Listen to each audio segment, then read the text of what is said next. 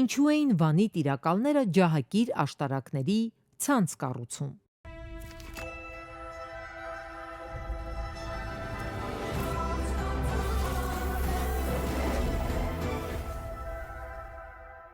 Ասորեստանյան նշանավոր միապետ Սարգոն II տեքստերից մեկը խիստ կարևոր տեղեկություն է հաղորդում Ուրարտական տերության ազդանշանային, պաշտպանողական և ցանցային համակարգի մասին։ Համաձայն այդ տեքստի Սանգիբուտու երկրամասում թշնամիների տեղաշարժին հետևելու նպատակով լեռների գագաթներին կառուցվում էին աշտարակներ, որոնք էլ ապահովում էին խարույկի վառելափայտի պաշարներով։ Վտանգի դեպքում խարույկները ազդանշան էին տալիս թշնամու մոտեցման մասին, որոնց համար ամենայն հավանականությամբ պատրաստվում էին հատուկ ջահեր, որոնք գիշերային հարձակման ժամանակ անմիջապես ազդանշան էին տալիս մոտակա մյուս աշտարակներին։ Հետաքրքիր է, որ այդպիսի բազմաթիվ աշտարակների հետքեր են հայտնաբերվել հատկապես Վանա լճից հարավ և հարավ-արևելք տարածվող հատվածներում։